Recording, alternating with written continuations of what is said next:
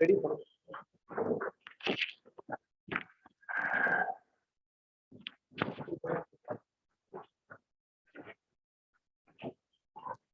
Hello, hello. Am I audible?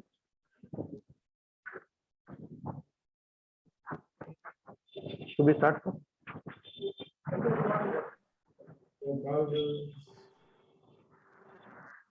Hello.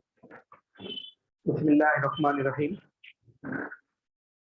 A very good morning to all the participants. Honorable Principal Professor Dr. Aftab Anwar Sheikh, HOD Dr. Nasreen Khan, Coordinator Dr. Iram Khan, all the faculty members of Pune College, and all the participants joined from Zoom. A very good morning to all of you.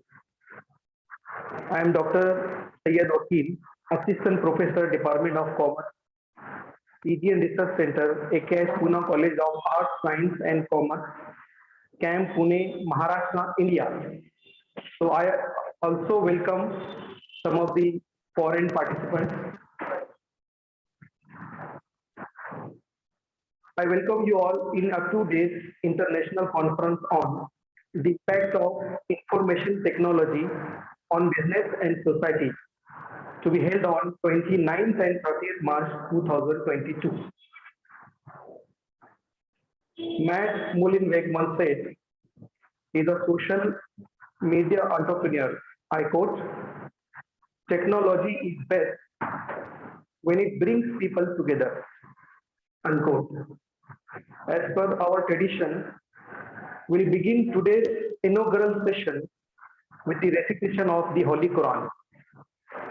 I invite Dr. Akbar Syed, Assistant Professor, Department of Commerce, PG and Research Center, Pune College, to recite a few verses from the Holy Quran. Dr. Akbar Syed.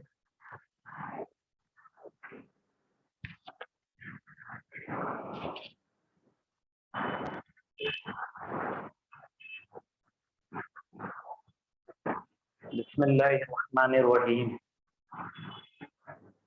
Alhamdulillahi Rabbil Alameen.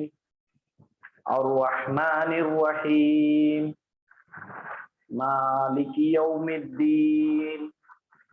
Iyyaka na'budu wa iyyaka nasta'in. Ihdinas siratal mustaqim. Siratal ladzina an'amta 'alaihim غير المغضوب عليهم ولا الضالين آمين صدق الله العظيم.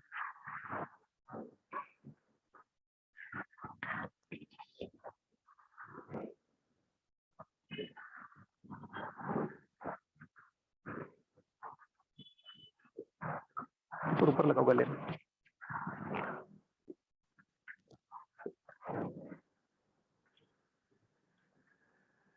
Thank you very much. That was Akbar Syed, sir.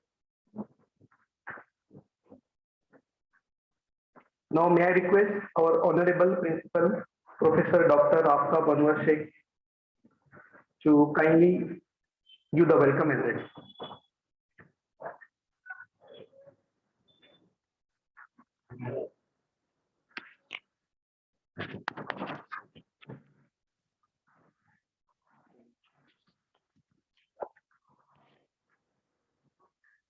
Good morning to one and all. At the outset, I take this opportunity to welcome the dignitaries present here today, offline and online, to grace the inaugural session of the International Conference on the impact of information technology on business and society. It is an honor and a privilege for me to extend a warm welcome to all the dignitaries and delegates present here. We are indeed honored to have all of you here with us. With our resource persons, chief guests, guests of honor, we have eminent personalities and academicians, head of the department of various universities with us today. I especially welcome Professor Dr. Navid Isnaike, Head and Professor, Department of Marketing Management, University of Kelaniya, Sri Lanka. Guest of honor, our beloved friend, Dr. Manoj Kamath sir, Principal, Sri Mallikarjun College of Arts, Science and Commerce, Kanakona, Goa. Honorable Dr. Kinari Thakkar Madam, Professor, University of Mumbai, Department of Commerce. Dr. Nasreen Khan, Head Department of Commerce and PG Research Center, Pune College. Dr. Iram Khan, coordinator of this international conference. Journalists, press reporters, my colleagues and dear participants from all across India and the globe. Dear friends, today this blended mode international conference, offline and online, on the impact of information technology on business and society, brings the scholars together in these areas on a common platform to share and discuss their research work and findings so that we all are mutually benefited. It will definitely expand our knowledge horizon and give new dimension to our research activities. This conference will provide a platform to thrive upon the ideas and research done by the intellectuals of the society and among researchers and practitioners in universities and industries and colleges, institutions, and to seek opportunities for collaboration among the participants. I appreciate the hard work of team Department of Commerce and Postgraduate Research Center under the leadership of Dr. Nasreen Khan and coordinator Dr. Iram Khan for taking follow-up meticulously and for working day and night for the success of this conference. I am very much thankful to you all for being with us today. I extend a heartiest welcome to you all and hope that we will continue to have your blessings, good wishes, and wholehearted support. Thank you very much.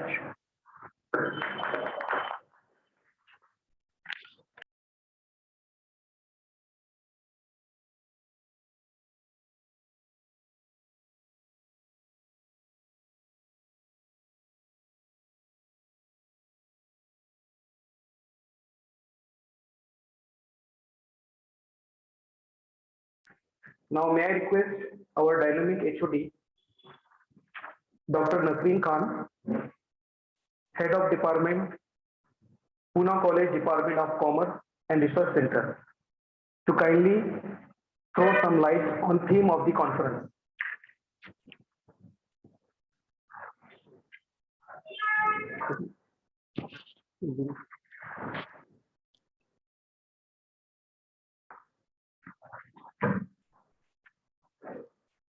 Honorable Chief Guest, Dr.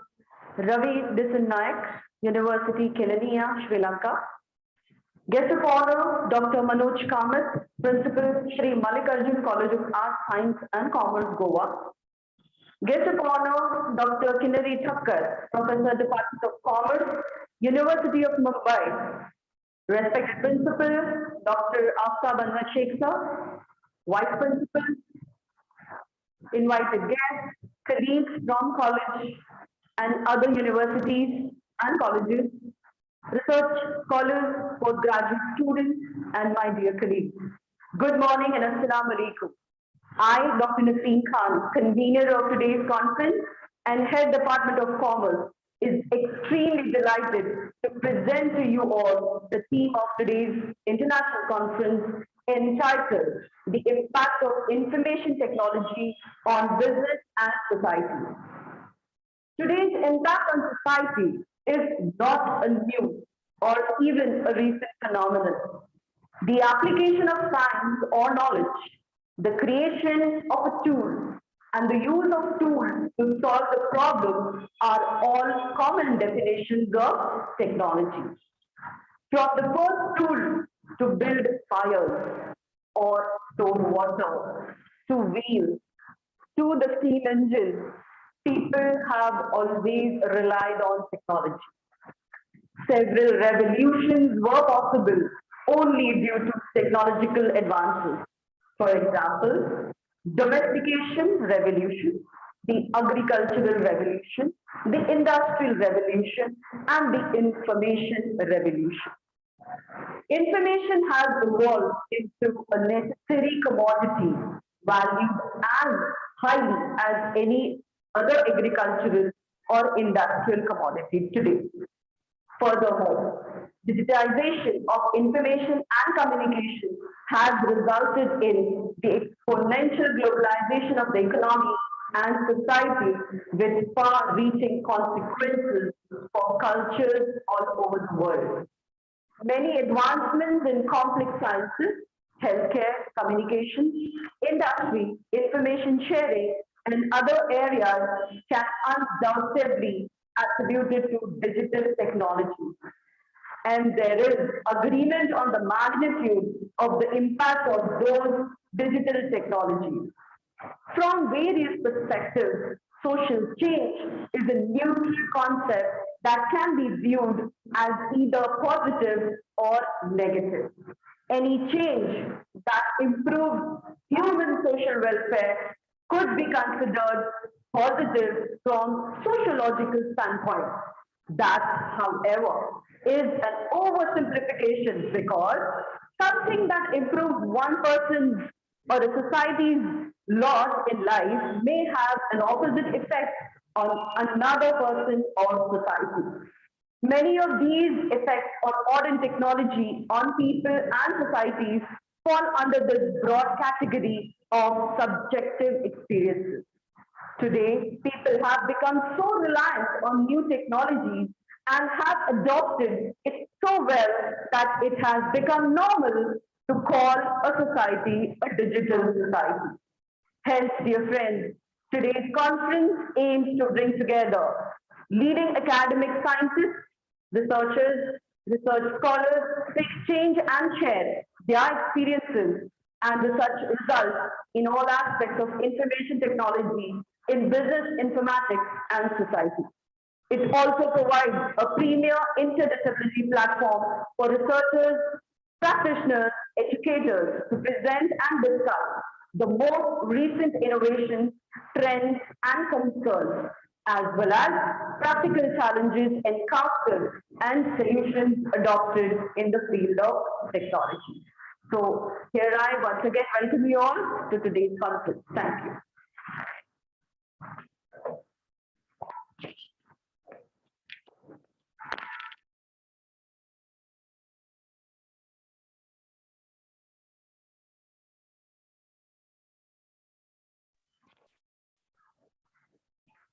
Thank you very much, ma'am.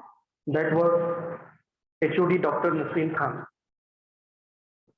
Dear participants, I am very happy to mention you all that we have two eminent academicians with us.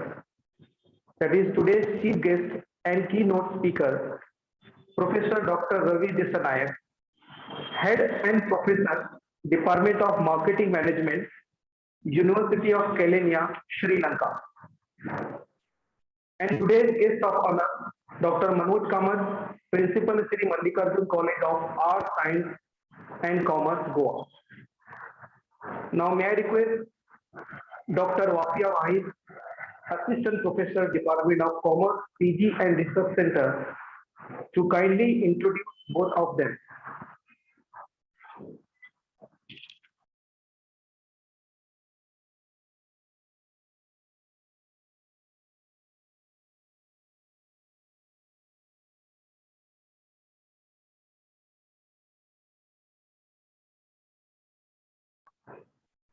Bismillahirrahmanirrahim.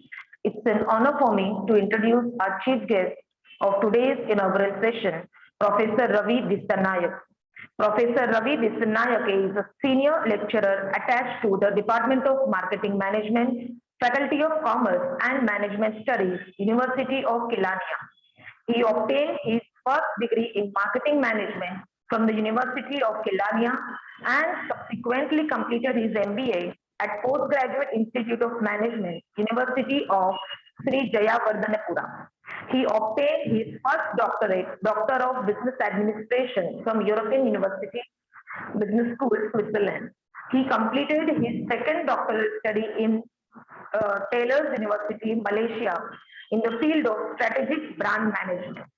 His major teaching areas for undergraduate and postgraduate programs are marketing management, brand management, strategic management, and services marketing.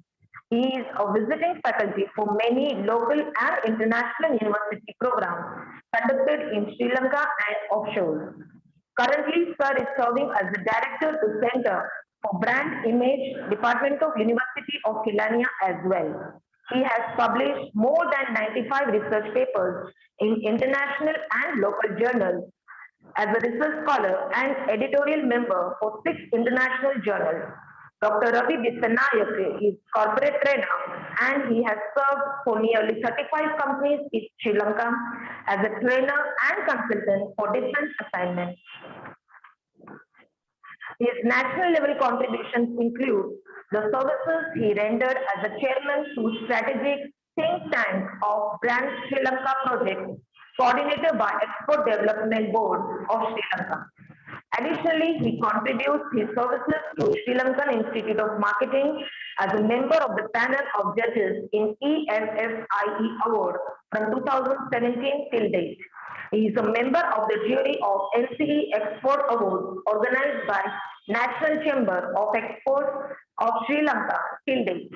We welcome you, sir. Now it's time to introduce our guest of honor, Dr. Manoj Kamath, sir. Dr. Manoj Kamath, sir, is currently the principal of Sri Mallikarjun College of Arts, Science and Commerce, Kanakana. Earlier served as an associate professor at Sri Damodar College at Margao with teaching experience of over 19 years, including teaching and expert faculty at Narsimonji, SP Jain Institute, PA Pi Institute, Manipal, the PAC and NSC Training Institute in Mumbai, besides Goa Institute of Management and Goa University in the area of accounting and finance, investment research and economic policy. Sir has authored 9 books in accounting and commerce, contributes 11 regular columns on the print media every month. On Dainik Gomantak every Monday, Daily Gomantak Times on Tuesdays, and Goan Varta Sunday every fortnightly, and on Business Goa every month. Currently, he is an honorable trustee of Gurukul Academy, a CBSE school in Ponda, was formerly chairman of Goa Commerce Association, Education Committee of Goa Chamber of Commerce and Industry. Sir is the coordinator of Goa Lisophonia Games 2013 and an advisor to Goa Industrial Development Corporation, Government of Goa. Sir is a postdoctoral in the subject of economic analysis and policy from Osmania University, Hyderabad, and was awarded PhD from IIT Bombay in the area of empirical finance. Postgraduate in business administration from Central University, Pondicherry, and teacher fellowship in management from Indian Institute of Management, Indore, and Indian Institute of Management, Kozhikode. Sir is a university first rank holder and gold medalist at MCOM examination from Goa University and was awarded Best Business Enabler of the Year 2016 by Business Goa magazine. For his writings, he is awarded as the Best Columnist of the Year 2018 by Dainik Gomantak. For his excellence in the field of education and youth empowerment, Sir was awarded Bharat Excellence National Award and Gold Medal, the Indo-Global National Leadership Award and National Youth Empowerment Award in recognition of extraordinary achievements in the field of education and selfless social service. Sir is a recognized research guide, currently guiding 5 PhD students, has published around 60 research papers in reputed journals and completed 4 research projects.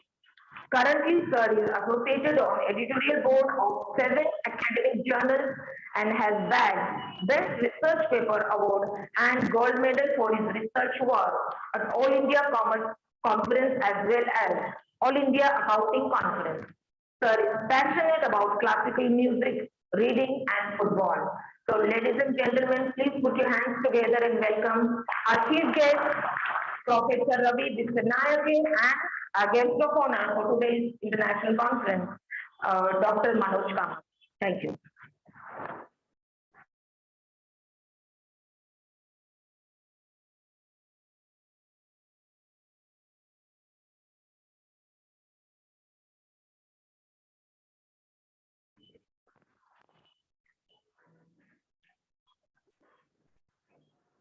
Thank you very much, ma'am. It was Dr. Wafia Wahid. Now, as Principal Sir said, this conference is in a blended mode. We have Dr. Ravi Disanayak from Sri Lanka.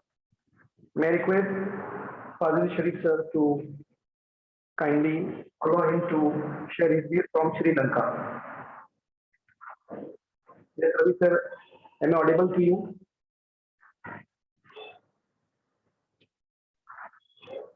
Right. Thank you, Dr. Vakil. Can you hear me? Yes, sir. Yes, Okay. Right. yes, please continue, sir. Okay. Right. Thank you. Thank you very much for the invitation from the Pune College, and I had been there a few years before, and especially Dr. Vakil and the team, and we got good hospitality over there. I want to remind that the human touch you have extended to our Sri Lankan participants that day. I'm representing University of Carolina. Sri Lanka is one of the state universities, leading state universities. I'm into business management faculty. And by looking at the topic today, the conference theme, IT, business, and society. I really like that three terms, IT, business, and society.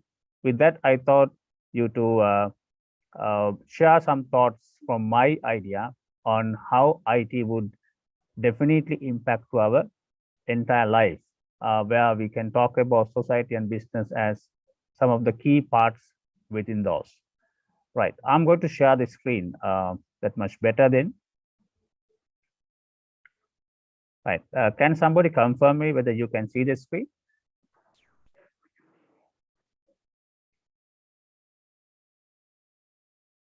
Can somebody confirm whether you can see the screen?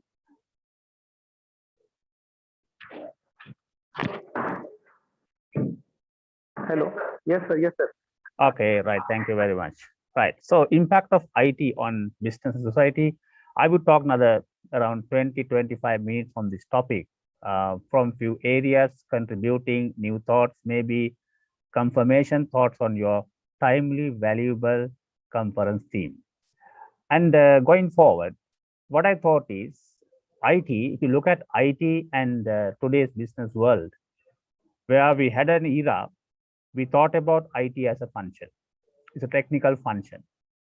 If I connect this evolution of IT, where way back decades, organizations considered IT as a technical function, and then we as human beings, we were trying to connect with IT, and then some parts of the organization, some parts of society really connected with IT. And IT was something like a magical language few decades ago, where part of the world like India and Sri Lanka and the neighboring countries, if you look at it, South Asian region, even we had that challenge, what IT is and how IT really connects to the human life. So that's, I want to highlight it as evolution of IT. Second, we had another generation of business and society where the human beings, including your country, our country, and our industries, they absorb IT into value process. When I say value process, it's not like a function. It's not like you connect to a couple of computers and databases and do some information system management.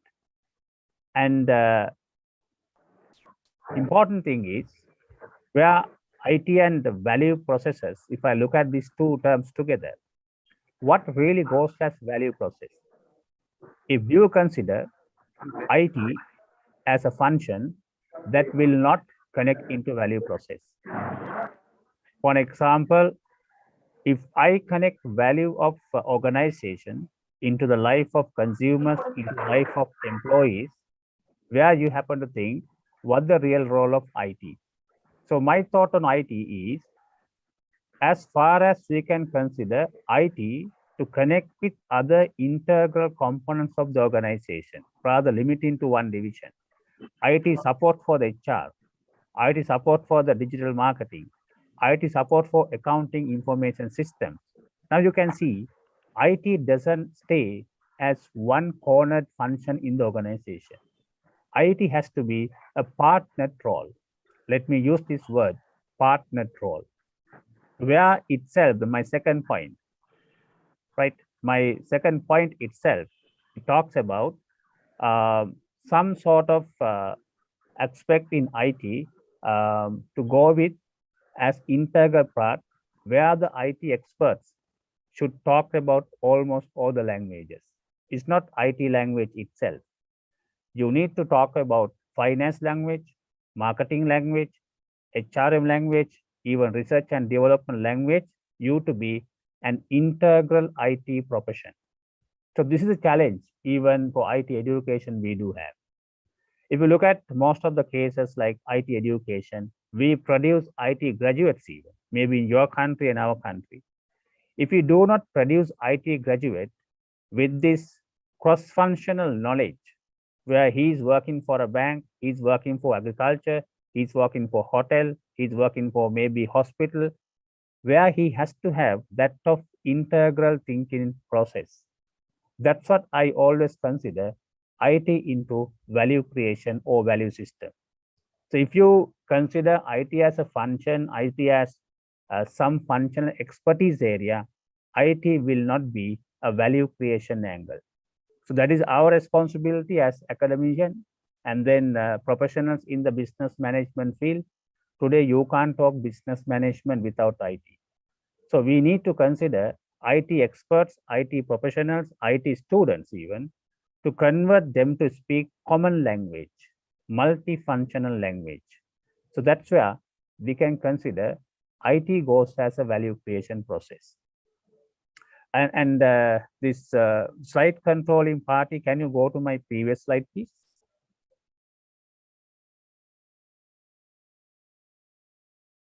Right, thank you.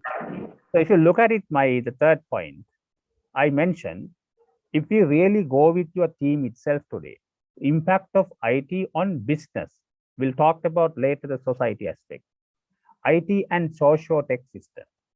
Why a lot of countries, even why a lot of organizations still struggle to convert their system into technology, including IT, because IT does prevail as kind of technical function. It doesn't really connect with, or else the senior management of organization doesn't make enough attempt to connect with human emotions. Let's see for an example. The biggest challenge we are facing today is generation gap. Even including your university, my university, even industries, you can see senior management belongs to generation X generation. Their thought process is different. Middle management belongs to Gen Y, generation Y. Their thinking lifestyle is different. And the frontiers, including customers and your newcomers, they belong to another generation, maybe Z generation, or maybe in future Alpha generation. And look at these three generations, but you are working for one language, one vision, one mission, one strategy. So if you don't know how to make IT into their emotions of the fear of technology, let them motivated to work with IT able systems, then only it becomes socio-technical system. So you cannot talk IT for impact if IT doesn't connect as socio-technical system. We always forget about this human aspect, emotional aspect in IT, and of course getting IT into our businesses. And one example, you could look at it. So if you look at the 55, 60 years old gentleman and the 20 years old young person, so both people, if you look at it, their IT exposures would be different. But if these two personalities do not talk same language in the organization for strategy, the organization will struggle. Why? You as organization, you need one part IT system, the second part is human system. So get that human system into integrated format. Let them to think IT as essential. IT is no more or magical or so-called rocket science thing. IT is a part of our daily language. Then only IT becomes connected to the human life. Everyone will love it. Everyone will connect it, engage it. So then you can see your business operates in socio-technical system. So my thought on this, we need to look at the human aspect when we go and implement technology as well. So my last point, you can see in these 4 bullet points I mentioned, the blue colored, business ecosystems, right? So business ecosystem, what it does mean? You can't connect IT and expect IT contributes to the company bottom line, your performances, if IT does not prevail as common asset, commonly shared value in the organization. So take IT into the natural flow of organization businesses. So where we had the time where IT was alternative, now IT is a must. Getting IT is a must to the organization, no matter what your management level is, no matter what your business function is. So every function, every other management levels, we use IT as a compulsory part of our business system. That's where IT connects to business ecosystem. So you need to have that balance. Just imagine if like the vehicle having 4 wheelers. So your marketing department is fully IT driven. They apply all digital media applications for marketing. Say your accounting division is into traditional format. No more the new technologies, digitalization will apply.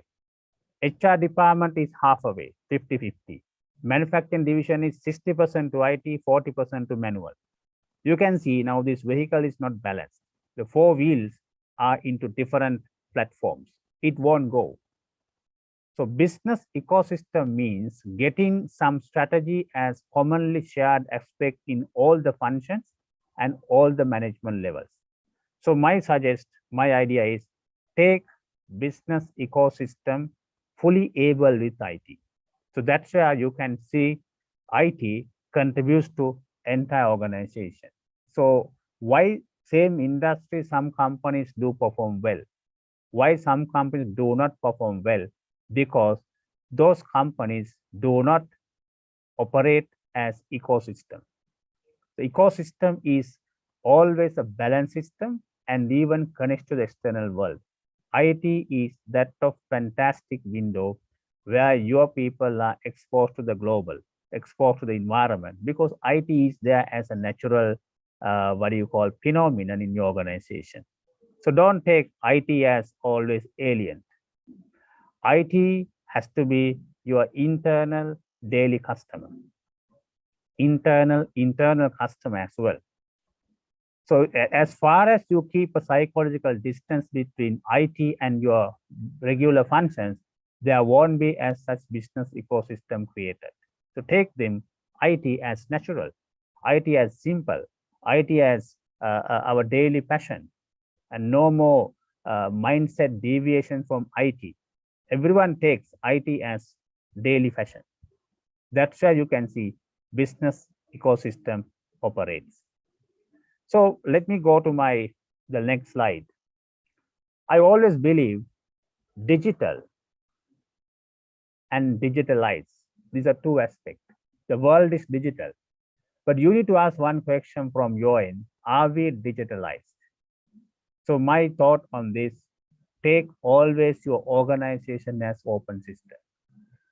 Where we are talking about today, dynamic capabilities, not our so-called capabilities. Maybe you can boast about your company, your organization, say, we have excellent R&D facility.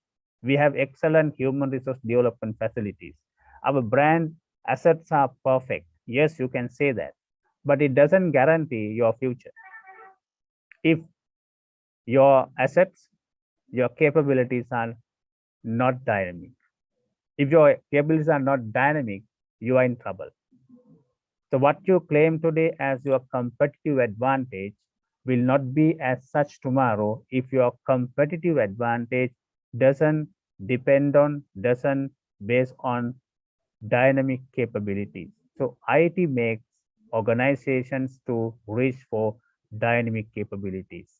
It doesn't mean IT creates it, but IT gives a lot of avenues for you to be thinking in a new way. you to be alert of business information, you to be connected to the wind of global business arena. That's what I use the term like out in approach. Even today, when we talk about strategy, we use this term called go as out in approach. Look what's the dynamic capabilities, dynamic skills, dynamic opportunities are demanded by your customer and external world. And rethink about your capabilities again. Are we depending on the same capabilities or are we going to challenge for our own capabilities? You would have heard about this marketing myopia, what Theodore Levitt wrote decades ago. What the role of R&D department of your organization? The role of R&D is to obsolete your own product. So that gives a second thought for us to think then. Are we going to depend on our own capabilities or are we going to challenge to our own capabilities and see whether we can survive with our capabilities in tomorrow's world? That's what the digitalization today is there with us. So we need to think broadly how far our company success story depends on what is demanded by external communities. So IT makes organization to get that fresh knowledge, trigger the information, compare with external world, rather compare with your previous year P&L and balance sheet and this year. No, that information is very blind. What is reported in your accounting reports is not going to be the truth in all aspects. Maybe yes, it is. But how far it provides you a dynamic information system for you to rethink, that's the problem. Take IT and make your company digitalized in all aspects, not like web presence and social media presence. So you need to rethink about your capabilities, whether it is dynamic or not. So dynamic capabilities are built on revalidating your capabilities with external demands. To figure out what external communities demand from you, you need to have IT, you need to have information system, you need to have dynamic information systems, connect to the world. Take your employees, take your customers, take the customer complaints as compliments to the organization. So I always believe, even my corporate training, I always say this out. Encourage your customers to talk about you. Today we are talking about the co-creation. Customers are the people who co-create your business and the brand. So why don't you listen to them? Today, digital platforms are there, you to create a platform where your customer can easily connect to you. They will throw their ideas, maybe complaints, that's fine. Maybe compliments, that's also fine. And read their minds. Their minds are the base of your research and development. They provide free of charge inputs to your organization success. So that's the beauty of IT, right? Maybe you have IT experts, you have a lot of investment done on IT, but if that IT doesn't create that communication bridging as out in approach, IT doesn't create dynamic capabilities for your organization. So that's, you need to bring it as a passion in your organization, how IT can create out in approach discipline to our organization, where we are always alive, we are always being challenged by ourselves and ready in the mode of change. So mode of change, you need to have mode of information. So IT gives that mode of information. So I believe today's your business conference is very, very timely important, not for your country, even to the region. Today we are talking about a lot of global challenges, global opportunities, global risks. You know, the risk is there. Obviously, it opens another avenue of opportunities. But you have to be the first, or at least amongst the few that understood first for you to win the world. So IT creates such information window. So moving forward, for my next slide, hope my remote operator could, yes, thank you, right? IT and 360-degree impact. So that's the last thought on today's speech. I told you IT and 360-degree impact because we shouldn't consider IT as a function now. IT is a value creation process. That's why I told you in the beginning of my speech, convert your IT experts to speak all the cross-functional languages of your business. He or she should have marketing sense, finance sense, accounting sense, R&D sense, and human resource management and operation sense. Then he becomes or she becomes a real internal customer to other departments. So take IT into business value creation, not as business function. You create something more, maybe the quality of your product, service quality, customer relationship, reduce the time, reduce the responding time, minimize your wastage because you have good communication platform that will create you to reduce the time and wastage. That's where IT is creating business value for organization. Take IT always as integral component of all the functions to create efficiency out of it. So our duty as academics, when we teach for IT students, when you teach for non-IT students, we need to give them intelligence how to work with IT people to get their support for your business functions. So you create value out of it.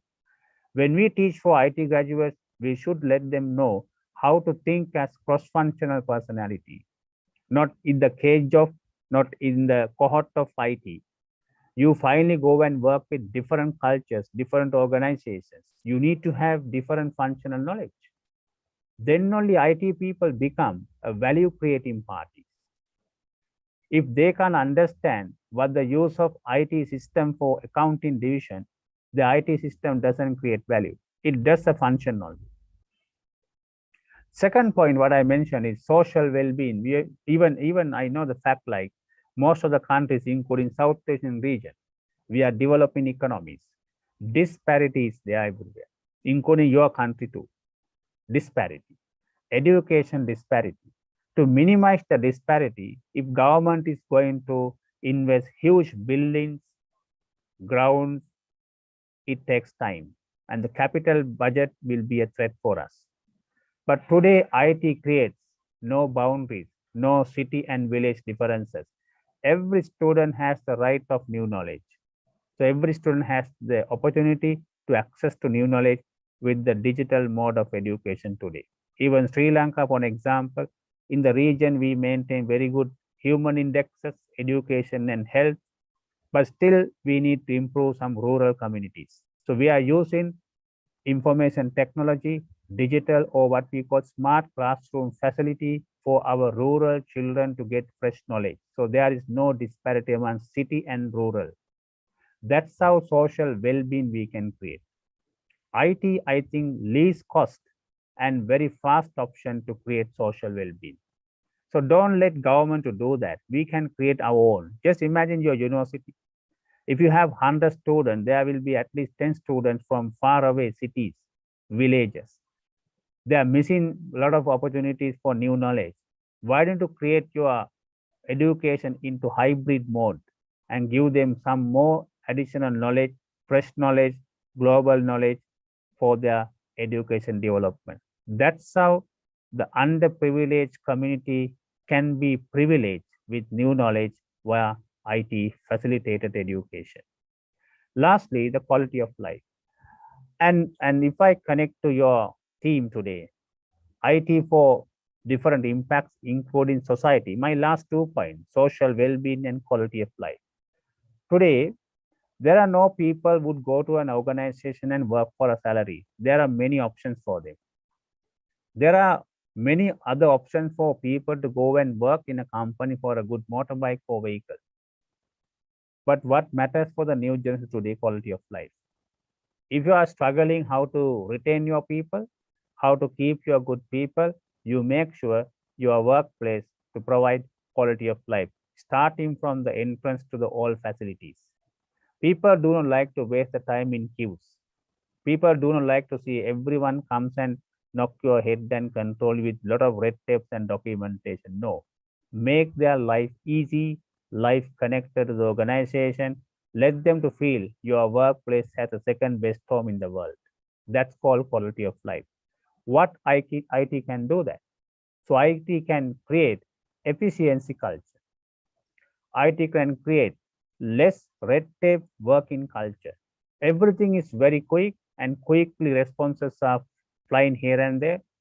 Managers and employees' physical distance can be minimized with immediate communication. What matters for organizing success is communication, nothing but. You can name different management functions: planning, organizing, leading, and controlling. The most live wire in your organization is communication. IT can create that communication. The more the communication, human engagement happens, that creates quality of life for your employees. So what IT can do? It can do a lot.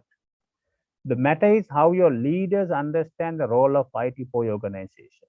Take human life easy, less complex, more happy with a lot of IT improvements. It should not come all the way from government or your province or governors. Start from your little division, start from your little department, start from your company to create IT as that good for human life. So that's how I feel IT into impact of business and impact of society. So my last thought, let's start. Connect IT into life. So to connect IT into life, what you need to understand is take IT not as rocket science. Let's create IT as a simple story, simple toy, even for the kindergarten level.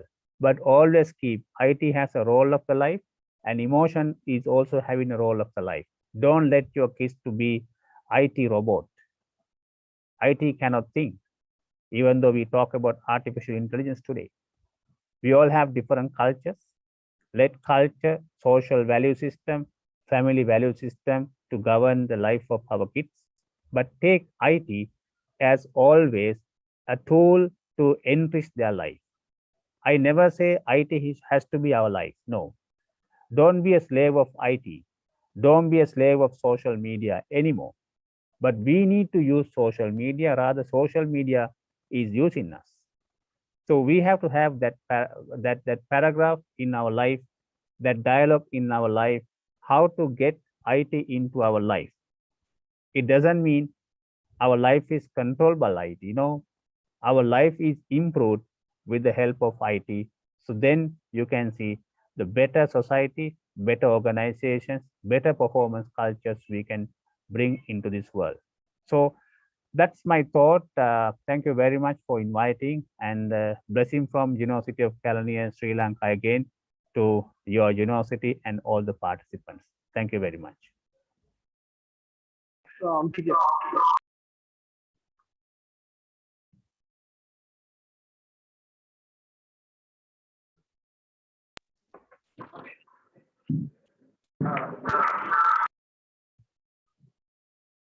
Yes, Dr. Vakil, I'm done with my speech on this.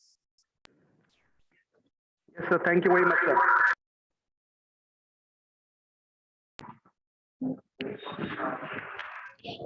Hello. Yes. Am I audible? Yeah, you're audible, Dr. Vakil. Yes, thank you very much, Dr. Ravi Disanayak. Your session was wonderful, and in a very short span of time, sir covered so many things. Thank you very much, sir. Okay, you are Now welcome. may I request Dr. Manoj Kamath, sir, Principal, Shri Mallikarjun College of Arts, Science and Commerce, Goa, to give the keynote address.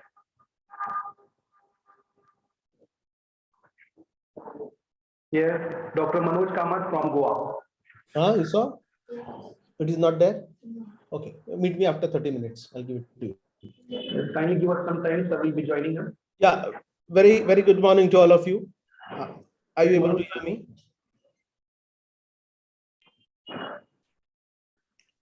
Good morning to all of you.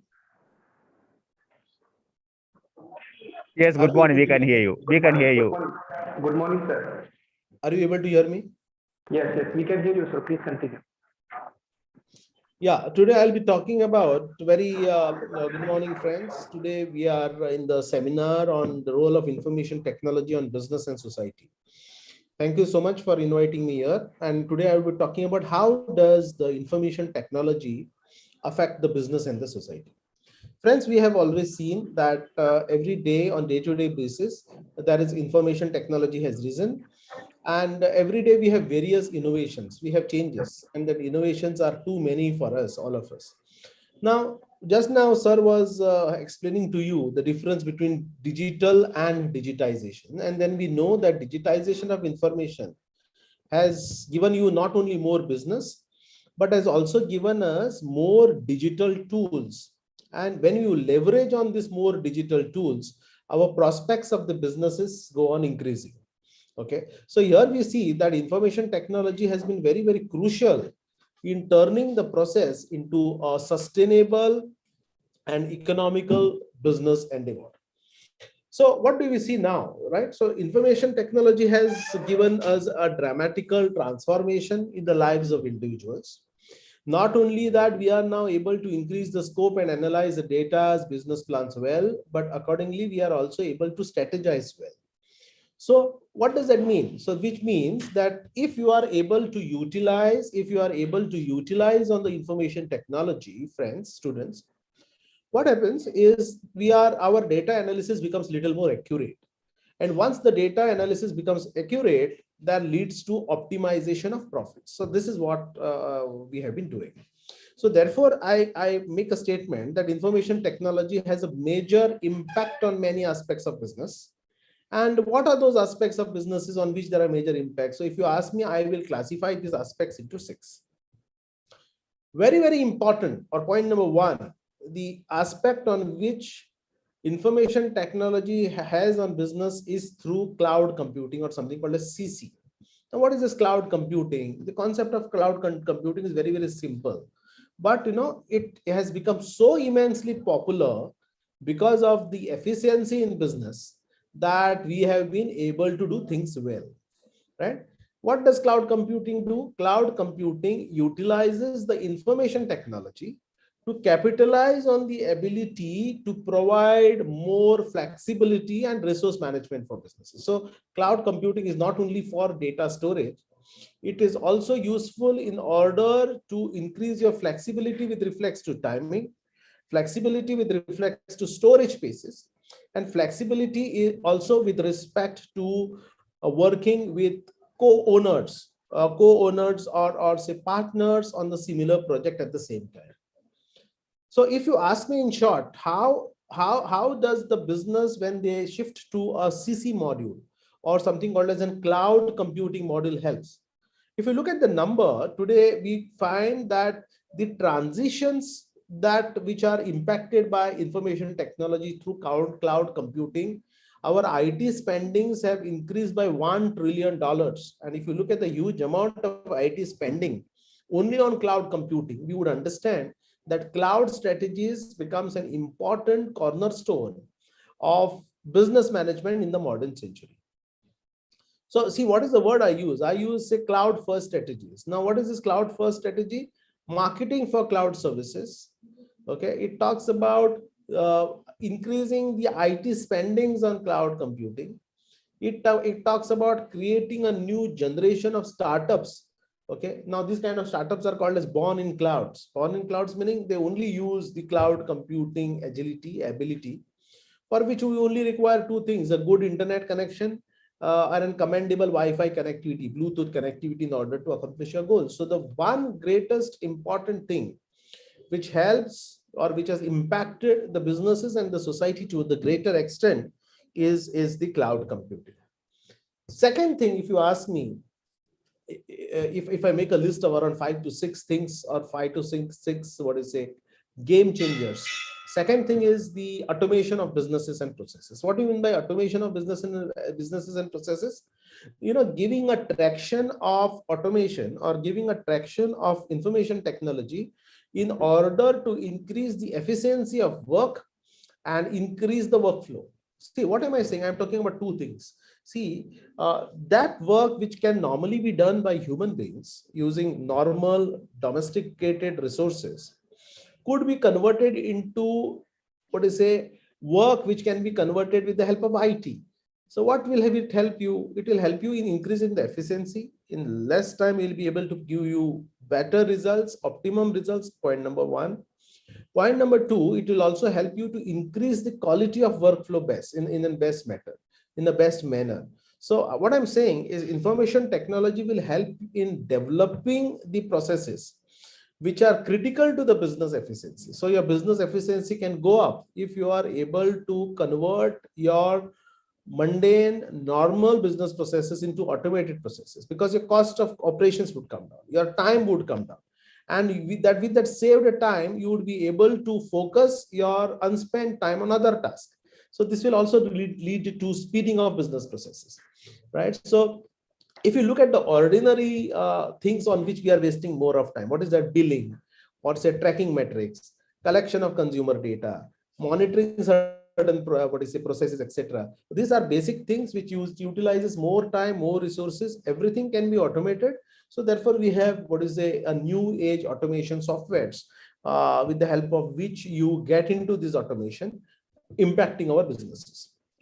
The third and very significant thing, according to me, what impacts how IT impacts society is it gives you the chance to work remotely. Right? What does that working remotely mean? You have seen during COVID times, we worked from our homes. We worked from our homes. We were efficient. We completed our task by sitting into the comforts of our homes. Now, how did that happen? It happened only because of IT. Imagine if we were not so IT savvy, or if this COVID had to happen some 10 years back, where we were not so familiar with computers. Of course, we were using computers, but our familiarity was not so high. And then remote working was not just possible. The world would have come to a standstill. So when I'm talking about working remotely, I'm talking about having a remote access to company's network, remote access to work, remote access to workflow, remote access to the resources or the data which is stored by the company. And how do you do that? We just do it by throwing a headset, by linking yourself to the system of the office, etc.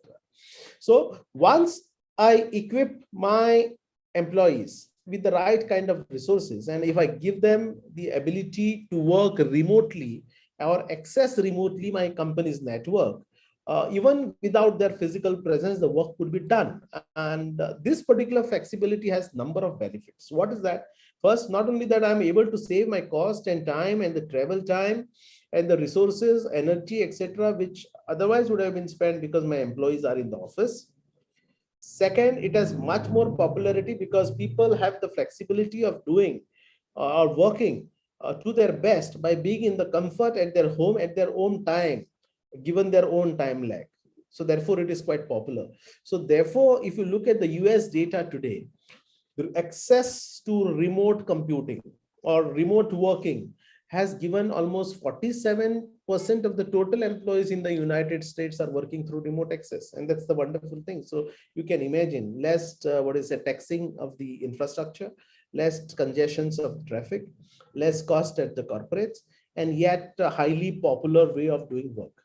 So therefore, if you look at remote access, which is closely linked to outsourcing, okay, we see a greater collaboration of IT, property, of facilities, of management, of job titles, and HR, etc. Right? So now we have some new designations coming. What is that new designation called? It's called workplace director. Right? So the workplace director, earlier we had something called as an operations manager or a plant manager. Now you require less people like this, because people are working through home and you don't really have to supervise and control them closely, because it will give you a lot of flexibility. So that was my point number 3. So I said the first one was cloud computing, how it helped. Second one was automation of digital resources, or we say process automation. And the third one I said is remote access to work are 3 important things, how IT is affecting our society. The fourth way how IT is affecting businesses and society is a mobile technology. Point number 4, mobile technology. See, today our mobile phones are not only devices to connect with each other, But our mobile phones have replaced calculators, it has replaced phone books, it has replaced private secretary, it has replaced reminders. And this mobile technology has picked up so much of momentum. Why? Because it is convenient, it is cost effective, it is efficient, and then it's very easy to handle. So implementation of mobile technology has become quite popular now. There is a new trend in corporates today, which is called as BYOD, BYOD, BYOD, BYOD, which what does it mean? That bring your own device, BYOD, bring your own device. So you bring your own device, and then my device is only as big as this much, which is also a computer for me to work, which is also a storage device for me. It's also an access point for me to connect through remote access, okay, to do cloud computing, to do cloud storages. Now, with this, almost 74% of the organizations today in the world are getting into this new system called as BYOD, bring your own device, already utilizing this trend, utilizing this plan for working in the future. And what is the market of BYOD today? BYOD market today is close to almost 200 billion US dollars in the world, right? So if you look at the mobile technology, this has replaced business communication to a new level now, and the mobile technology teams have considerably and favorably improved the workplace productivity. Third, it has also helped us closer integration with our workspace. And then, in fact, all of you, including you and me, since have chosen mobile technology, we know how best we are using it for ourselves. So I think I have spoken about 4 basic points or milestones, how IT has affected businesses and society. The first one I told you is cloud computing. Second, I told you is business process automation. Then next, I told you about remote access. And the fourth one was mobile technology. Fifth one is about protection of information, retrieval of information and storage of information. So let us say protecting information. Currently, we have a lot of databases today, which are used for storing or protecting our business transactions. And most of these databases are free. And with this automatic remote storage of resources on these databases, client details, business transactions, etc., are stored well, are protected well, because anyway they are highly valuable to the businesses. If it gets lost, we have legal issues, ethical issues, moral issues, and also financial issues. So therefore, if we are unable to give protection to our data, which is easily available on the public domain, the entire efforts of building in on information technology are expected to get wasted. So therefore, what happens by using right resources and by protecting the data well, we are able to store information in such a way today that we are not exposed to any legal, moral, or financial risk. So by ensuring maximum protection. So what are we doing? Currently, we have virtual storage systems. They are keeping our information safe. They are keeping it restricted to limited number of information users. I can keep up something called as protocols for those people who are allowed to access the information, for those people who are able to change the information, and for those people who are only able to view the information. So we can ensure, or we have enough of systems today to ensure that our protected information databases are not hacked. Okay, the information is not wiped out, not deleted, not overwritten. So therefore, business processes today or developments in IT, according to me, has currently uphold the traditions of protecting the business integrity. So business integrity has become much stronger because of IT or more use of IT. The last one, ultimate test of business is what? Ultimate test of business, though it looks like is business profits, the ultimate test of business is providing customer satisfaction. Because it goes without saying that if you look for profits in the short run, probably it might lead to consumer dissatisfaction, and which will inter alia link to further erosion of profits. But on the contrary, if the main focus of the business is to enhance the customer satisfaction, profits will naturally follow. So customer experience, according to me, and the satisfaction, customer experience and customer satisfaction are two crucial aspects of all businesses. Now, if this is very crucial aspect of all businesses, having a strong customer base, having a strong support base, and its availability to cater to the requirements of the customers is something which is most important, right? So what has happened with the advent of information technology growing? Information technology has provided us the best tools for communication with the customers.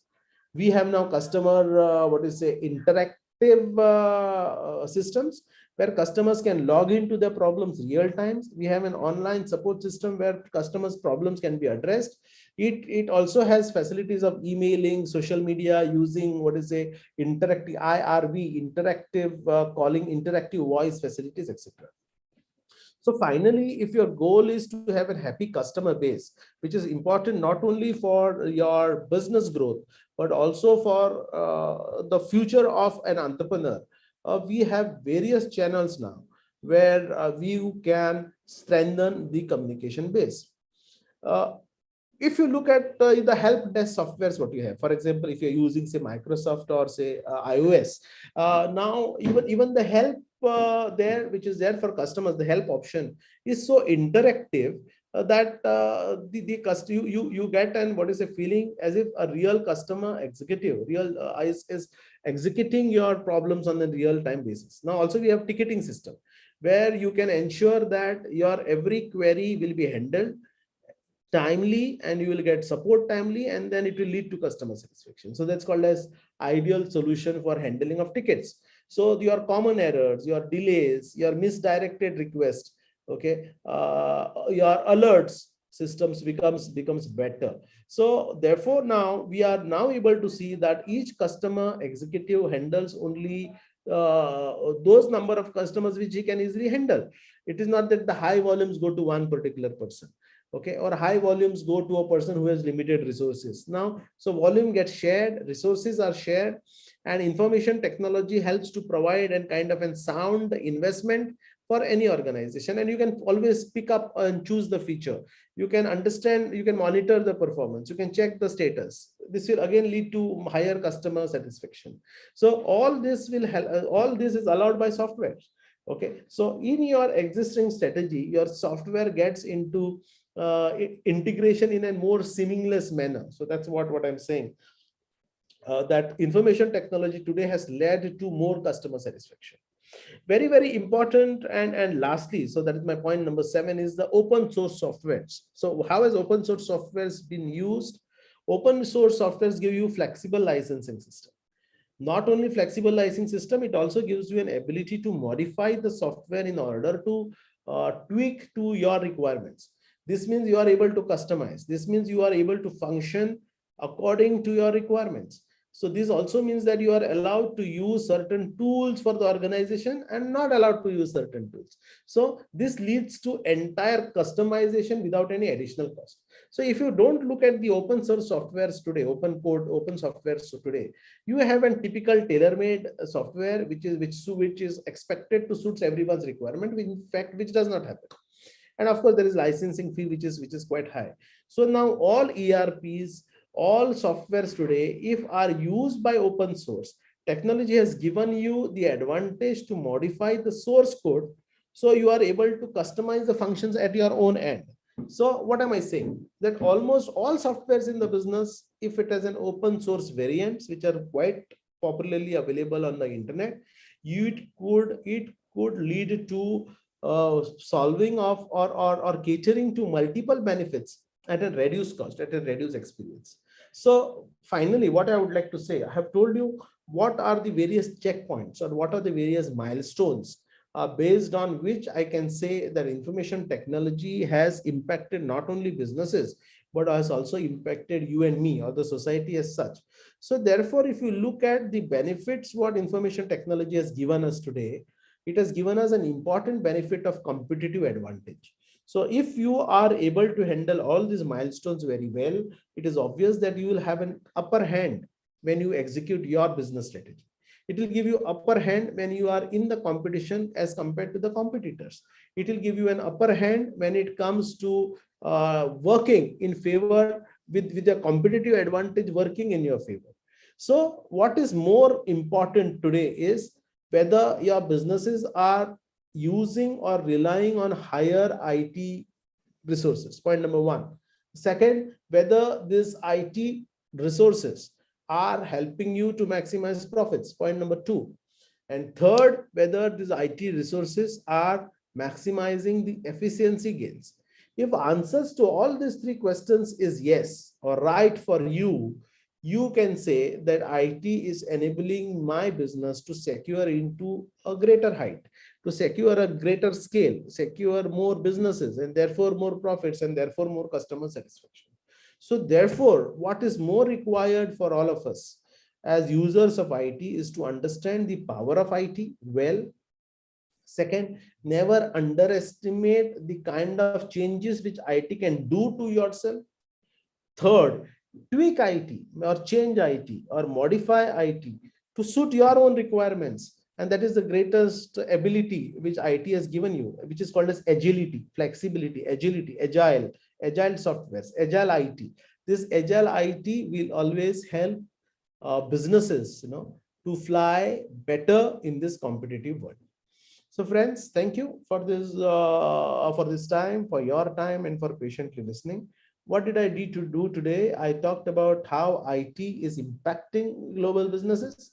Okay, and what are the different milestones? What are the different areas? And I discussed around 7 to 8 areas, to be very specific. 8 areas where I feel that IT has grossly impacted the lives of people. Thank you so much. Hello. Thank you very much, sir. Yes, am I audible, sir? Yeah. That was Dr. Manoj Kamath, sir.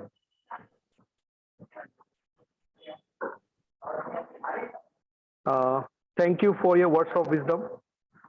Rather, I will say golden words from the gold medalist. Thank you very much, sir.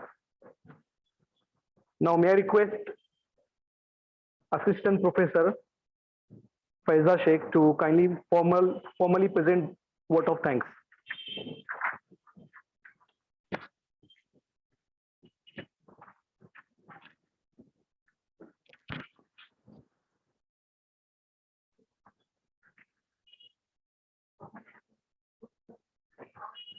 It is an honor for me to propose a vote of thanks on the inaugural session of International Conference. On behalf of management of Anjuman Khairul Islam, Pune College of Arts, Science and Commerce, Department of Commerce, PG and Research Center, I, Ms. Faiza Sheikh, express my sincere gratitude to our chief guest, Professor Ravi Disanayak, for sharing his valuable thoughts. I am very thankful to our guest of honor of this inaugural session, Dr. Manoj Kamath sir, for sharing his graceful words with us. My sincere thanks to I2SC for giving us an opportunity to organize this conference. I want to extend my generous thanks to our dynamic principal, Professor Aftab Anwar Sheikh, for his continuous support and cooperation. I also appreciate and thank HOD Dr. Nasreen Khan for the support received. I thank all our teachers of Department of Commerce for their continuous effort in making this international conference a great success. I thank the non-teaching staff members, as no event can be successful without their support. My thanks also goes to the technical committee members for the smooth functioning of the inaugural session. Last but not the least, I am very thankful to all the participants from industry and academia for attending and taking part in this conference. Thank you, one and all.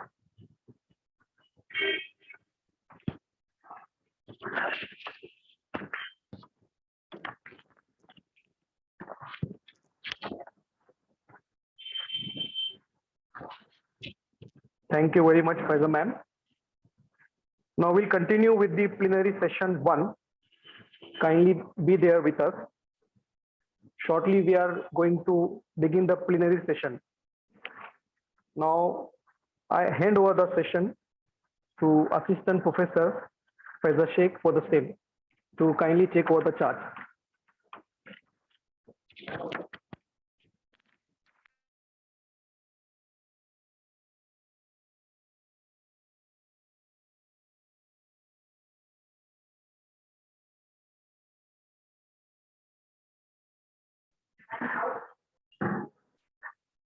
Welcome. Assalamu alaikum and a very good afternoon to one and all present here. On behalf of IQAC and Anjuman Khairul Islam, Pune College of Arts, Science and Commerce, Department of Commerce, PG and Research Center, I, Faiza Sheikh, welcome you all to the first plenary session of the International Conference on the impact of information technology on business and society. I would like to welcome our guest of honor for the plenary session, Dr. Kinnari Thakkar, Department of Commerce, University of Mumbai. I would like to request Dr. Riyasat Pirzadeh to introduce guest of honor for this plenary session.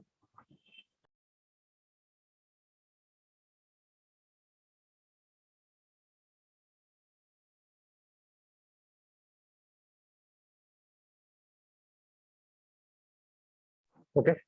Yeah. Assalamu alaikum and very good afternoon. It is my privilege to introduce today the guest of honor for plenary session of International Conference, CMA Dr. Kinnari V. Thakkar. CMA Dr. Kinnari V. Thakkar is the professor in the Department of Commerce, University of Mumbai. She has many qualifications to her credit like PhD, MBA in Finance, Cost and Management Accountant, Company Secretary, MCOM, Gold Medalist from Mumbai University. She has total 23 years of teaching experience. She is the recipient of various prestigious awards such as Eminent Academic Leader Award 2021, Dr. APJ Abdul Kalam Award for Teaching Excellence 2018 and Shiksha Ratna Puraskar. In the area of research, 5 students have been awarded PhD under her guidance from the University of Pune, University of Mumbai. 11 students have been awarded MPhil in Commerce. She has been a chairperson for 38 conferences and seminars. She has been a research person of 193 workshops and webinars. She has published 55 research papers in various international and national research journals, including Web of Science, Scopus, and UGC listed journals. She has presented 22 research papers in international and national level conferences and seminars. It is our privilege to have you as the guest of honor for this plenary session. Welcome, ma'am.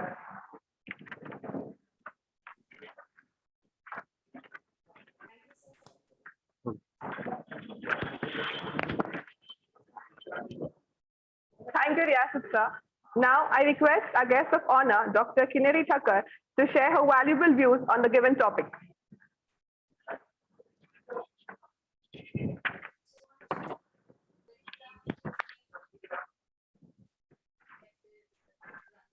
Ma'am, you're not audible.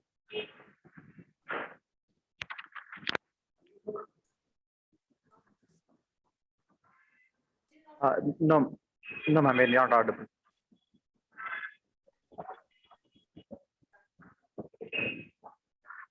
It's showing your mic as unmuted, but you're not audible.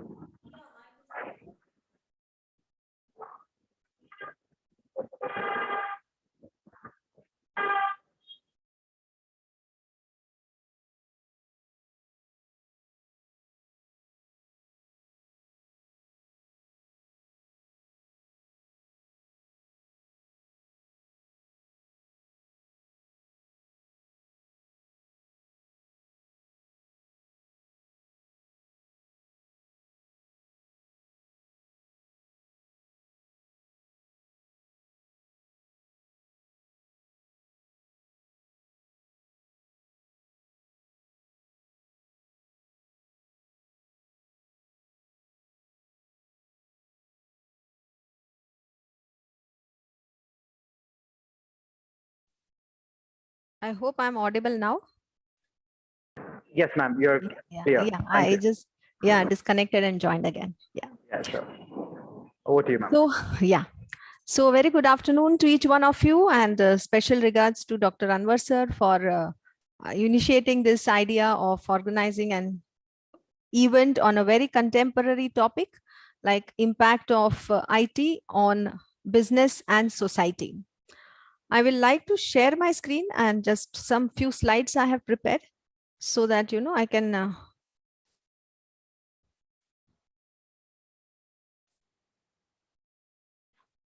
Is it visible? Yes, ma'am, it's visible. Yeah. Okay. Is it moving? Can you see the second one or the first one now?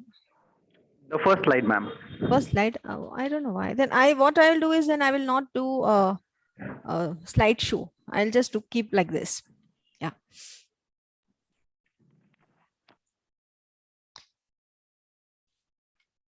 So friends, now I was listening to the previous speakers and they were discussing about the impact of IT on business as well as on society and on various sectors of our economy. If you see the difference between the operations and the operative systems we had in every sector, it has undergone a sea change, right from education, health, community, that's administrative work, agricultural sector, manufacturing sector, as well as service, offering services.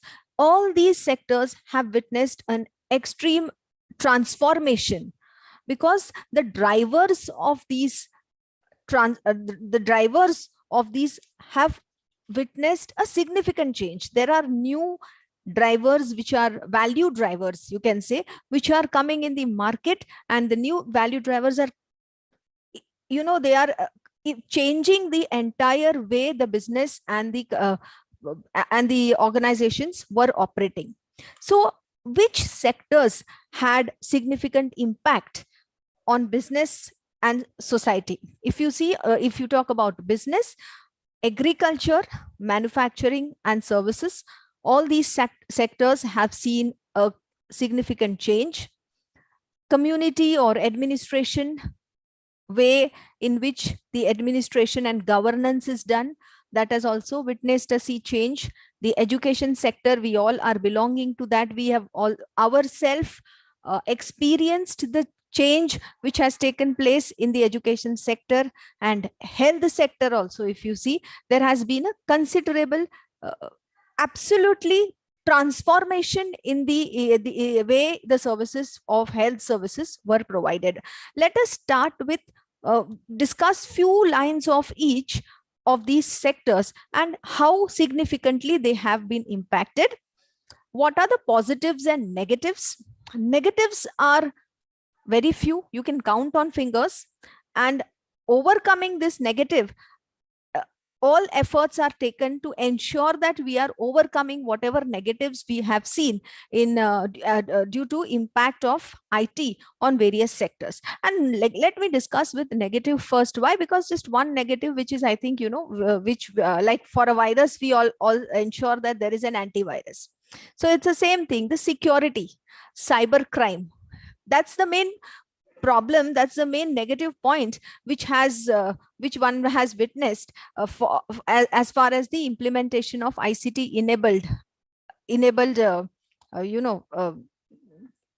activities are being implemented. So that's the only thing. And however, we have taken a lot of legal and other efforts and measures to ensure that we are reducing these kinds of cyber crimes, and we are trying to bring something where you can have an antivirus kind of thing which will not be severely impacted, from where this kind of security and everything will be more strengthened. And that's how we can have the most out of whatever change or whatever benefits we have from implementation of ICT enabled tools. So let us start with agricultural. Now, what is happening in agricultural earlier, where everything was based on, for rainfall forecasting, everything was not very meticulously predicted. It cannot be forecasted very meticulously, thereby having a significant impact on crop production and productivity. But with the help of ICT enabled tools and with the help of applications, if you actually personally go and see, because of the PhD which I have, is PhDs in commercialization of agriculture, and I also have done projects which is based on this benefits of farmers and crop insurance, etc. So we have had close interaction with all those who are working in this sector. So they themselves have agreed and they have utilized whatever benefits the in this sector can be whatever benefits is available, they have all ensured that they are taking the most out of it, right from applications on the government websites, whatever information is given to the farmers about various policies, etc., whatever forecasting applications and whatever information which is given for the farmers to see that now this crop, for this crop, this kind of particular soil and this kind of particular pesticides, insecticides are available, where it is available, and what is the ratio of how much proportion of pesticides which can be used for a particular soil, so that the productivity increases in the same farm size. The number of times the crops can be grown, and the number of months, from one crop to another crop, you can shift which crops suitable and desirable for which kind of soil. Every detailed information is provided on various apps and through government's websites, and through informations which are connecting all the farmers at various geographically through one source, that is due to ICT enabled tools. So this is where, in agricultural sector, we have seen a major change. Now farmers can make them, they become proactive, they can make all the decisions, they can take, seek information, after seeking information, they can take decisions about which crop will be suited for which soil, which type of soil which they are having, which other technology is used for ensuring that the productivity increases. Also nowadays, if you see a lot of health consciousness which is growing amongst the society, that has also helped that organic farming, and organic farming information and all these different benefits which are available for organic farming, everything is just one click away. So farmers are taking utmost use and benefits of these informations through the use of ICT. So it's the benefits is for everybody. The last person in the mile also is able to share and able to use these benefits and implement it for their own additional adding income for their own and not only income, they've also ensured that health also is becoming health consciousness which is spreading across the communities in the society, that also is boosted now. So manufacturing sector, almost a lot of information and lot of workers now replacing the manpower, replaced by machinery and ICT enabled tools, and therefore there's a lot of significant change which we have witnessed even in this manufacturing sector. So technically agriculture and manufacturing sector, similar benefits we have seen. Services sector also, every sector which is providing services like banking, insurance sector, and any other service sector you take up, the ease with which the entire business is being conducted, every person here are witness, especially in these 2 years when there was a lockdown which we have seen. But even though during the lockdown, the services, the banking services were not completely shut. The purchasing payments cashless payments which were made, contactless services which were provided, all these have actually strengthened now because of ICT enabled tools. Now ICT enabled tools basically has been the entire way of functioning has changed because of the one reason, as the previous speaker said, that mobile penetration. So worldwide connectivity which we have witnessed, the penetration of smartphones and a very cost effective way of being connected with each other, that has significantly helped entire society for entire society to take the benefits of this ICT enabled applications.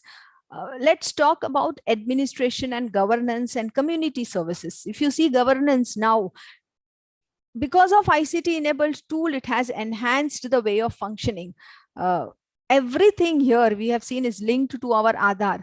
Every time where you delay in payment of tax, you delay in filing of returns, you get a message that hurry, this is the last date, before that you need to make your tax payments, you need to pay or make your form 15 or 15H or 16H, whatever, whichever category you are belonging to. So every type of information immediately is provided by to all the citizens because of this ICT enabled use of ICT enabled technology. So you have seen the way in which the governance of Indian government or any other governance system, corporate governance, everything has witnessed a significant change. So this is the most important benefit which I have seen from the administration point of view.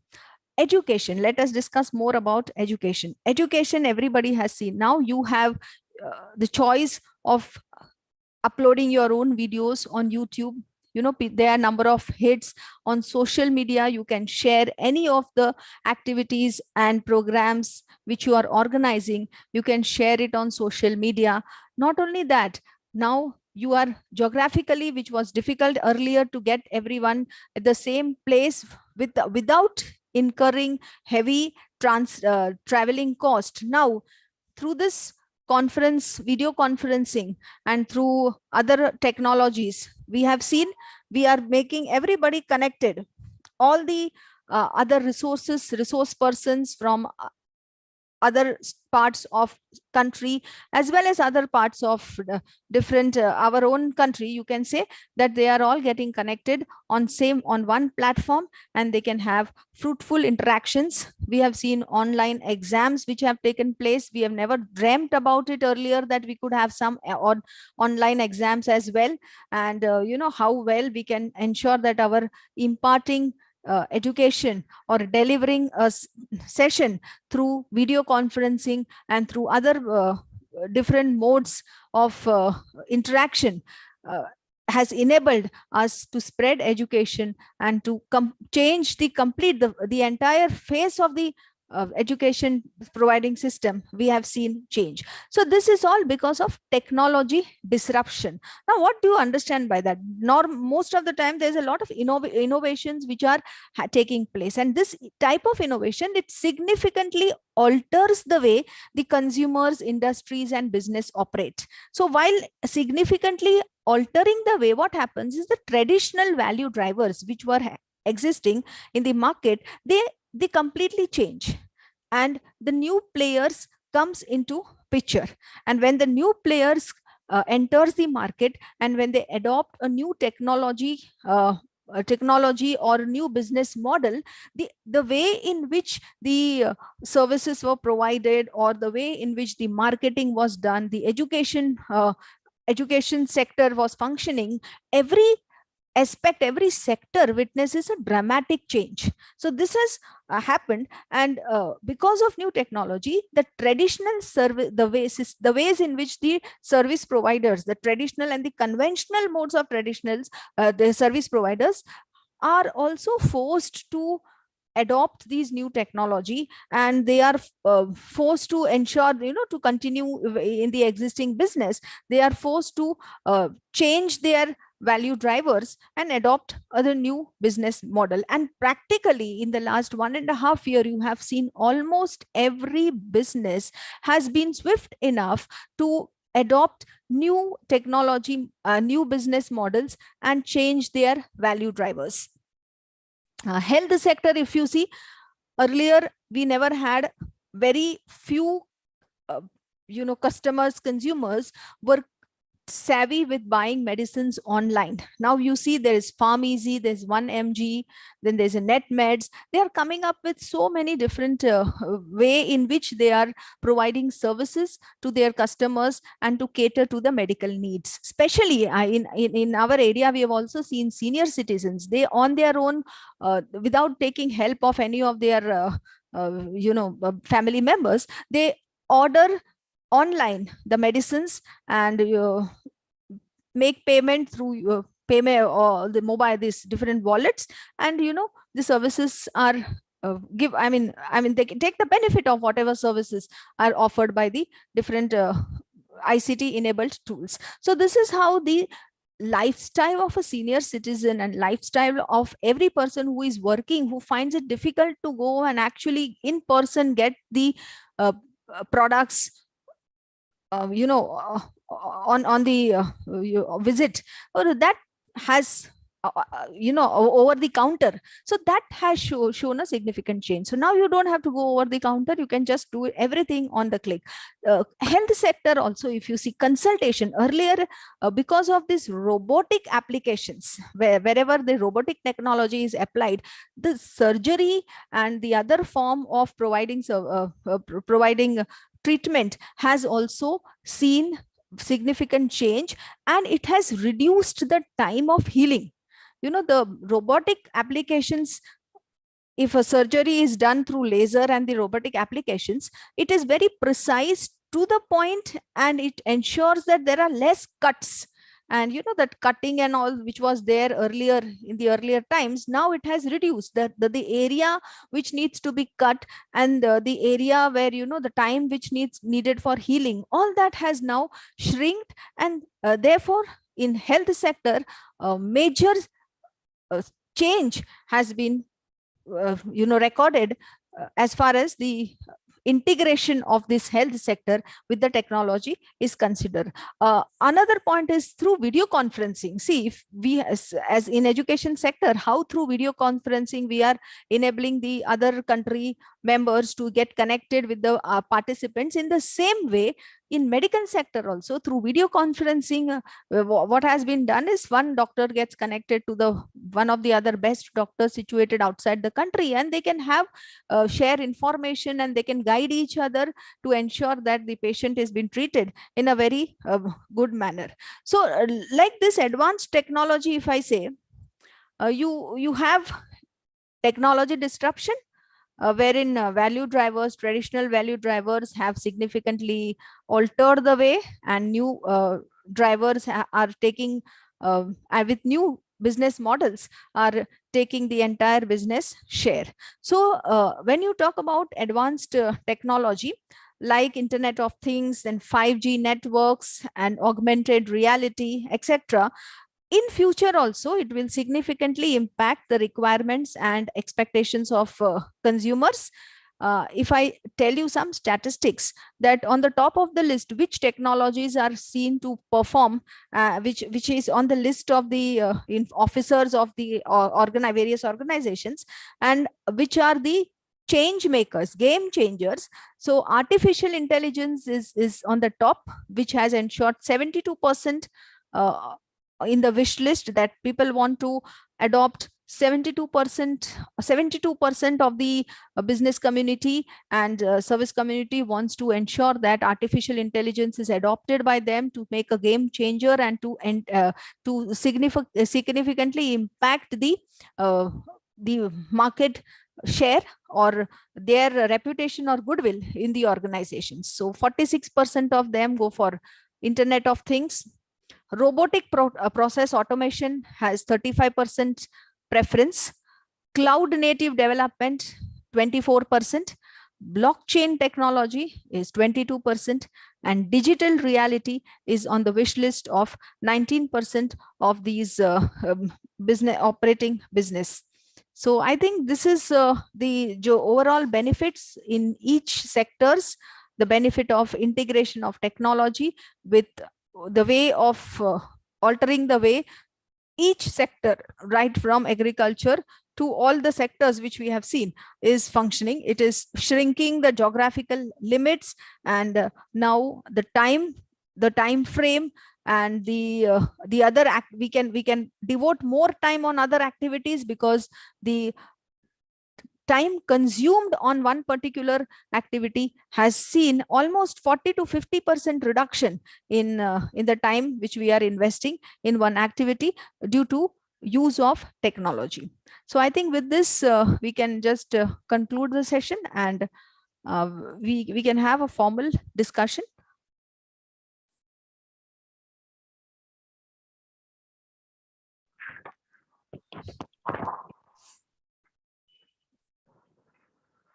Thank you, ma'am, for inspiring words. Thank you, ma'am, for your inspiring words. Thank you Now so the much. session Yeah. is open for question and answer.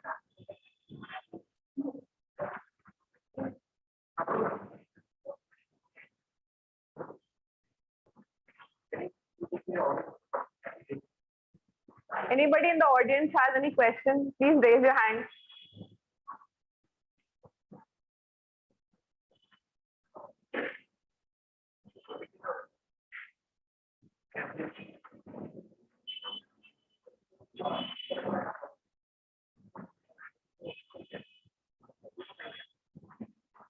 No questions. Anybody in the audience has any questions, can raise your hand or write in the chat box.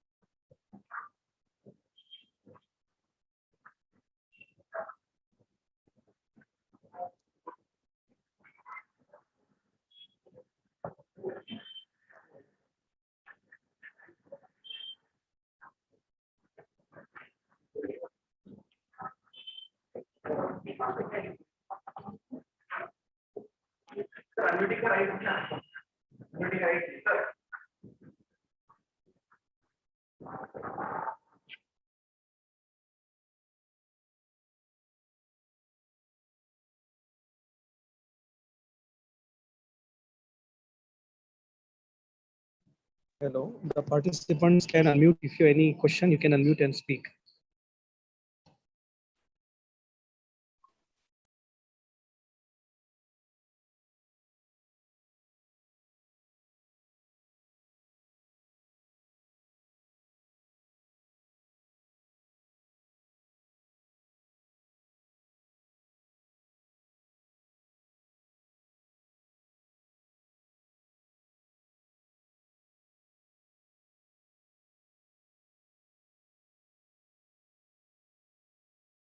Hello, good morning. Am I audible? Yes, sir. Yes. My question to ma'am is, after this pandemic, how the IT will actually help the industries in the overall performance? Almost in every way, right from you mean to say which sector? You want a specific sector you want me to discuss?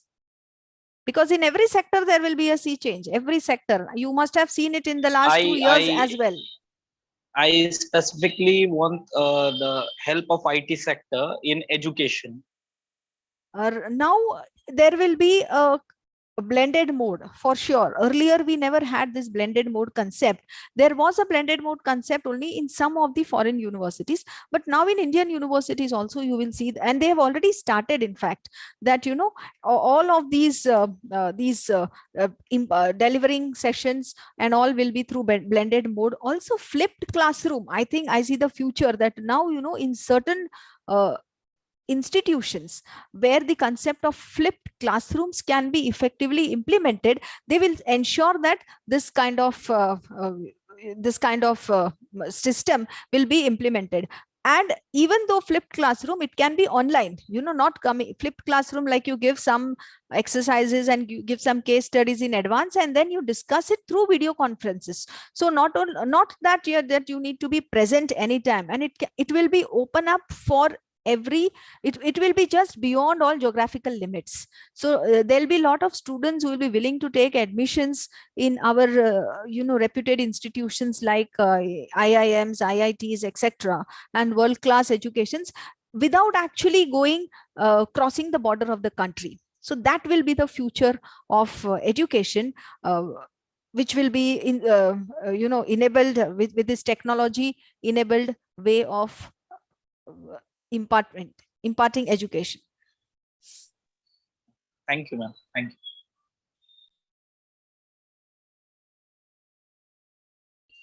Ma'am, I had a question. Yes. Ma'am, seeing the current scenario, you definitely spoke about the positive impact of COVID-19 on education and the internet and all those changes. But my personal experience as a faculty member is that it has actually led to downfall of the students, and the students have started performing in a more worse manner than they used to earlier. And we see so many memes also on the internet. Because we have not adopted it systematically. We were forced to adopt it, whatever we had within the given environment, whatever possible situations we have adopted in that way. Once you make it more systematic, like you have LMS, if you have LMS Right. system, which is, then I think that kind of degradation of the knowledge of the students will not be seen in future. So the only thing is that we are using technology which has been enforced by us. We were not willing to accept it out of choice. True. So if this is so if this is made by choice and in a very systematic, see, we were not given tools also. We just take Zoom and start.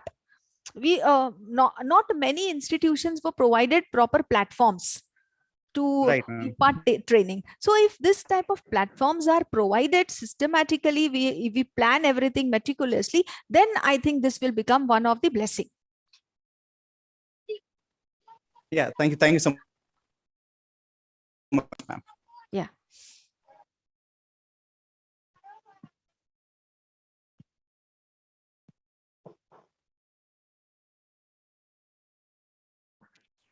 Anyone has any questions?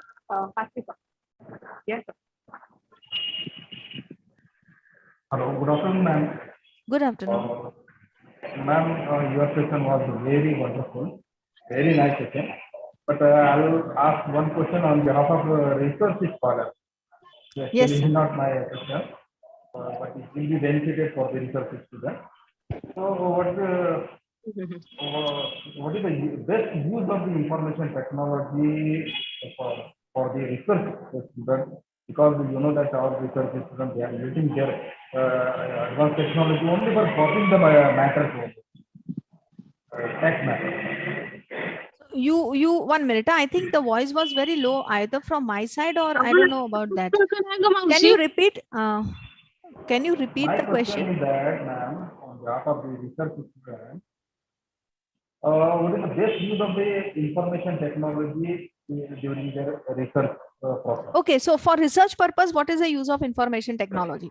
Yeah. Okay, see, first thing, the first step is if you see a lot of websites where you get access to different journals, some are paid journals, some websites are free websites. So you can have access to many of these published work, which otherwise you were it was not possible for you to go to any of these libraries which were far away from your place. So now it is just not your own geographical area which you can visit, and you can have access to different journals, books, etc.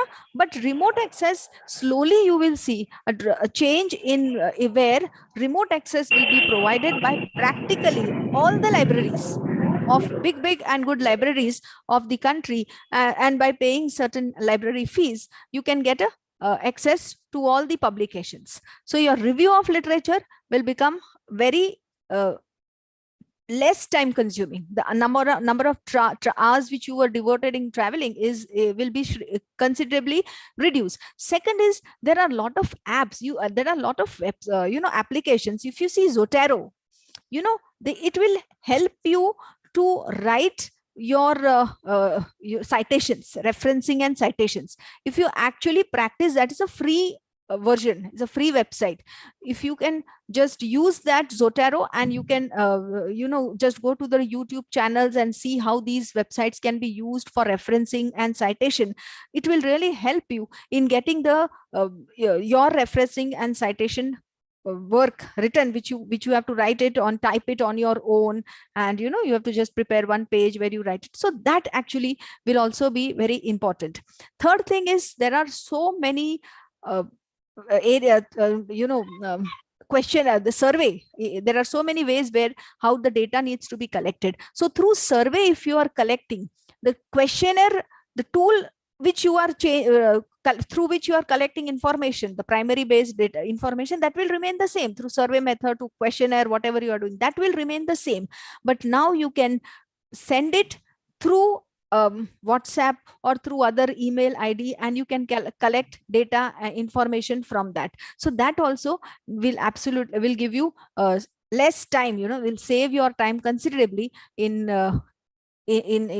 collection of information. And last is data analysis. Just put in your Excel sheet, send it to any person sitting anywhere, any statistician.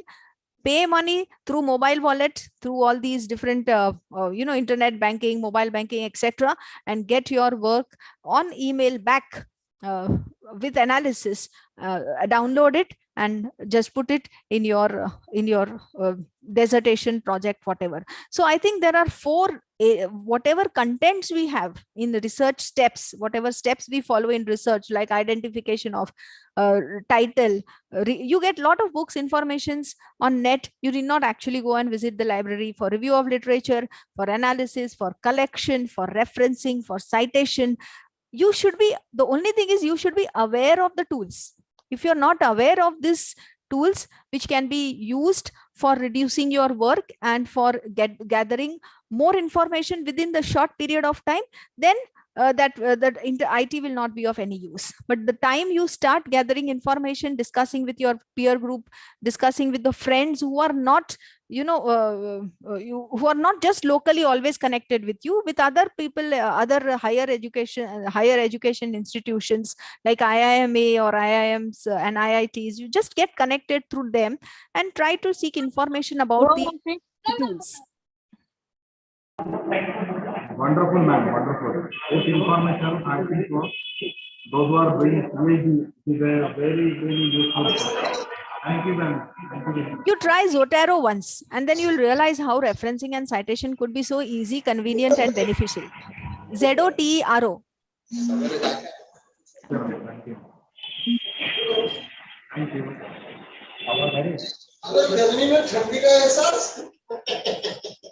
Yes, you're audible. I think you should unmute everyone. Try to see that you're unmuting everyone. Mute everyone, sorry.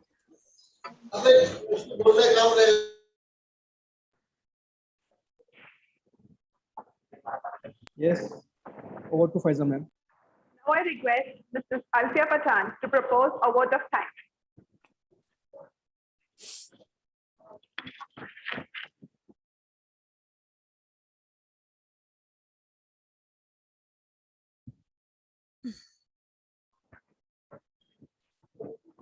Assalamu alaikum and very good afternoon to one and all present here. It's my privilege to propose a vote of thanks and acknowledge the contribution of those people who made today's session of international conference on the impact of information technology on business and society a great success. Firstly, I would like to thank our guest speaker, Dr. Kinnari Thakkar, for her valuable time and guidance. I would like to thank AKI Trust Mumbai. Thanks to our Honorable Principal, Dr. Aftab Anwar Sheikh, for his encouragement and support always. Thanks to our beloved Head of Commerce Department, Dr. Nasreen Khan. Thanks to Ms. Faiza Sheikh for being the host of preliminary session. Thanks to Dr. Riyasat Pirzadeh for introducing this guest. Thanks to entire Department of Commerce. Last but not the least, thanks to our audience without whom this program wouldn't be successful. Thank you one and all.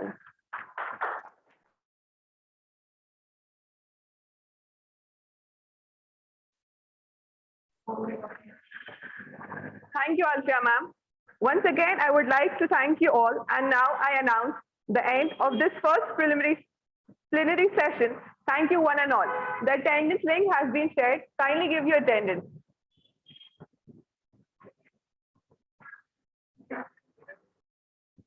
Time?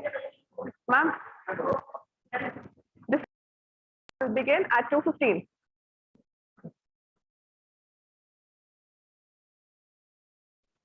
Dear participants, thank you very much for attending. Attendance sheet has been shared. Kindly mark your attendance. The technical session shall commence at 2:15. So you have to join in again with the same Zoom link